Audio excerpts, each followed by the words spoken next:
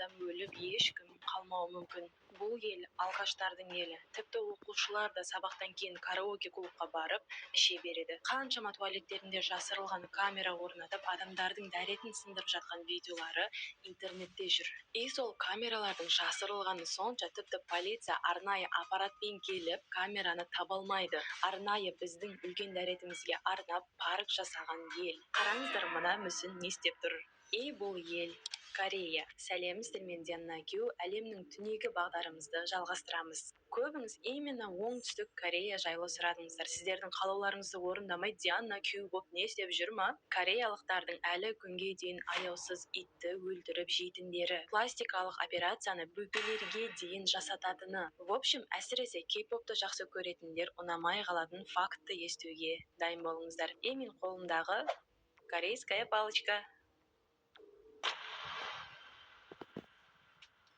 Бұл тек Кореяда ғана. Қараңыздар, мен 2000 жылы күз мезгілінде туылғам. Енді Кореядағы 2000 жылы күз мезгілінде туылған қызды алсақ, ол менен бір жас үлкен болып тұрады.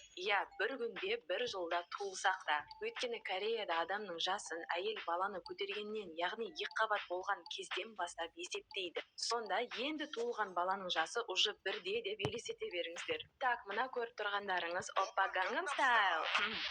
Кореядағы ең элитный райондардың бірі Гангнам районы. Тек байлар ғана тұрады деп айтылады, бірақ көбінесе байлардан бөлек ақшасы таусылып өлейін деп жатса да өзін бай қылып көрсеткісі келетін адамдар тұрады. Соңғы ақшасына элитный болып көріну үшін қымбат кафеге барып кофе ішіп келеді. Бренд киімдер кимесе бәрі айби, фуй деп қарайды. Именно осы районда үйлердің бағасы аспанға ұшып кеткен.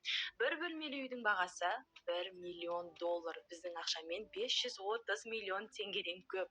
Бұндай ақшаға бізде целый бір торговый центрді сатып аласың ғой. Еще көбінесе именно осы районның адамдары пластикалық операция жасатады екен. Көшеде беті бинтпен байланған адамдарды көп көруге боладымыш. Пластикалық операцияның сұмдықтарына әлі оралатын боламыз. Ал мына мүсінді бәріміз білетін әнші Psyға арнап салған. Оппа Гангнам Стайл әні үшін бүкіл әлемге тараған ең бірінші алғашқы кореялық ән. Қазір ютубта почти 6 миллиард қаралымы бар. Негізі әлі бұл әнді кейде тыңдап тұратыным бар.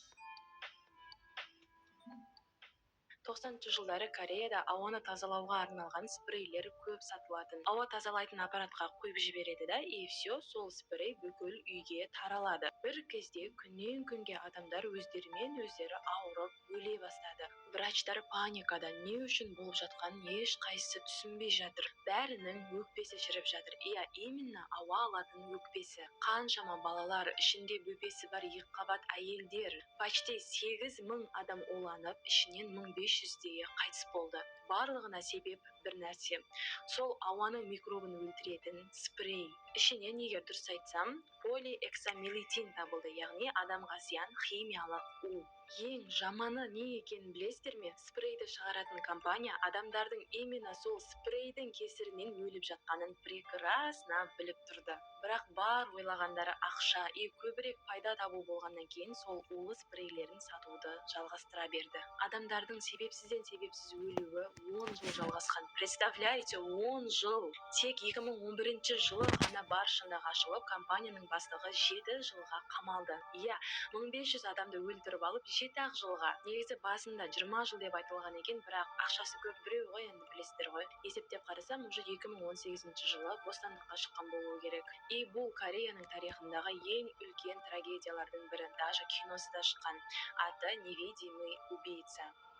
Көруге советую.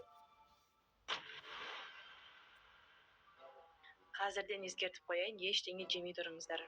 Ұшынып қалуларыңыз мүмкін. Сосын ескертпеді демеңіздер. Кореяда Пупуленд атты парк, музей бар. Бәріміздің артымыздан шығатын какашкаларға арналған парк.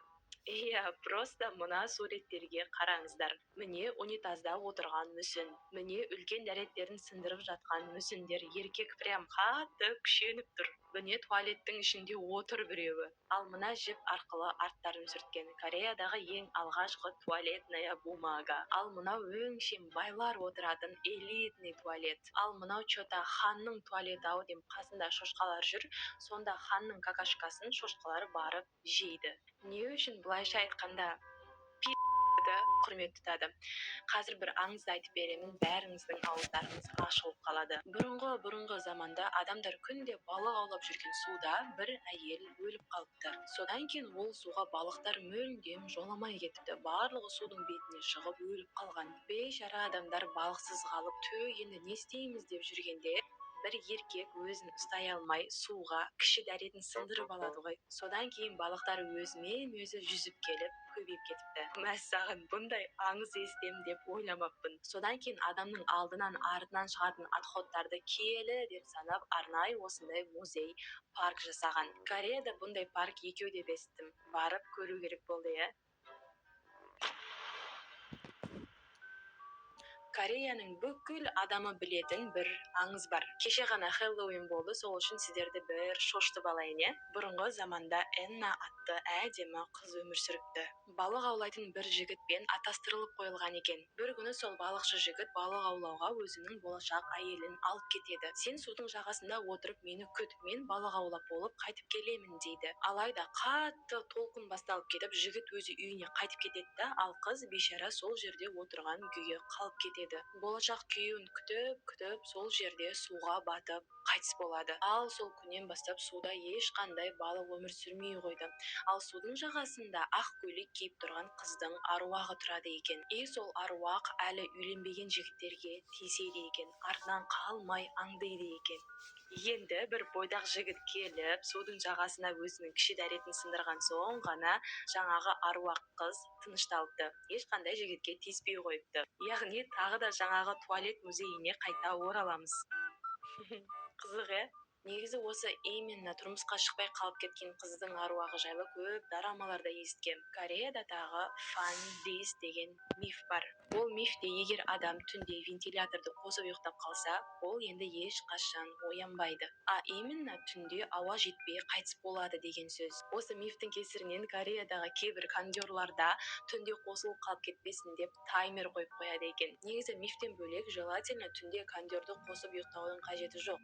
Тіпті қанша ыстық болса да, адамды жаймен өлтіретін аппараттардың бірі именно кондер. Ал мына айтатын мифім мені қатты ренжітті, өйткені мен 4 число күні туылғам, қазір тұрып жатқан этажым 4 этаж. Ал Кореяда 4 саны өлім саны болып саналады. 4 кәріше са болып айтылады, ал са сөзі өлім дегенді де білдіреді. Қаншама больницаларында 4 этаж жоқ, прикинь. 1, 2, 3-тен кейін F этажы, содан кейін барып 5 этаж.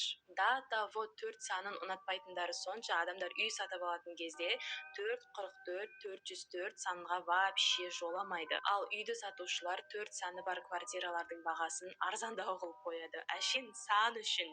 Егер Кореяға көшіп барсам, үйді арзандау қылып алу үшін 4 деген квартираны аламау,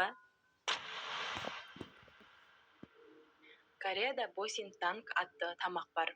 Ол иттен жасалған сорпа. Ішесіздер ме? Бұрыннан көбісі айтып келе жатқан сөз бар. Ойбай, кәрістер итті жейді деген. Өкінішке орай бұл рас. Әсіресе Кореяның жасы үлкен адамдар, яғни қариялар. Иттің етінен жасалған сорпа оларда емдік қасиеті бар болып саналады. Арнайы итті өсіріп, сойып сататын фермалар да бар. Бірақ бір қуантатыны, әсіресе жастар иттің етін жеуге мүлдем қарсы. Кәрістер ит жемейді, бұл мифті таратуды доғарыңдар деп айтып жатады. Корея алкоголь ішетіндерден әлем бойынша бірінші орында деп смело айтсам болады. Өздеріңіз де білесіздер, әр дорамада міндетті түрде соджуды көрсек болады. Арақ ішу оларда мүлдем ұят нәрсе емес. Подружкалар да қосылып, тіпті балалар ата-анасымен қосылып та іше береді. Тіпті оқушылар да. Сол үшін Кореяны адамдар алкаштар елі деп айтады. Туалеттегі камера. Бұл Кореядағы ең жиі таралған проблемалардың бірі. Өте көп заведениялардың туалеттерінде скрытая камера орналасқан. Ал оған түсіп қалған видеоны сайтқа сап қояды. Сонда мысалы сіз Кореяға барып бір кафешканың туалетіне кіресіз да, ал сіздің дәретіңізді сындырып жатқан видеоңыз интернетте жүргенін білмейсіз да. Оның жасырылғаны сонша, кейде полиция арнайы аппаратпен сол камераны таппайды екен. Уағында адамдар тіпті митингке шыққан. Қылмыскерлер ұсталсын, туалеттерге камера қойылмасын деп.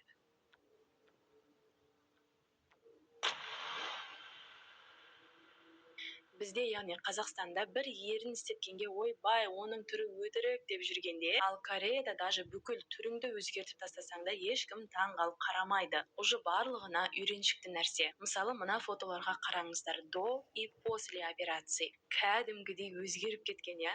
Мама папаларының өздері балаларының туған күніне немесе мектеп бітіргеніне подарок қылып пластикалық операцияға сертификат сыйлайды. И кейде тіпті байқалмай қалсын, адамдар өйстіп туылған деп ойласын деп, балаларына бөпе кезінен де мұрнына немесе көздеріне операция жасап қояды. Ең көп адамдар жасататын операция бұл көзді үлкейту и мұрынды кішірейту, даже иықты үлкейту. Иә, мен негізі кішкентай кезімнен менің иықтарым үлкен деп ұялатын едім. Сөйтсе, менің иықтарым қазір трендте екен ғой. Ал енді нағыз проблемалық тема. Неге жақында Кореяда ешкім қалмауы мүмкін? Өйткені әйелдері тумай қойған. Кореяда детский киім сататын магазиндер почти жоқтың қасы. Садиктер жайлы айтпай қоя салайын. Бір қалада бір ғана садик бар шығар. Баланың аз туылуынан Корея әлем бойынша бірінші орында. Өкімет тұрмыс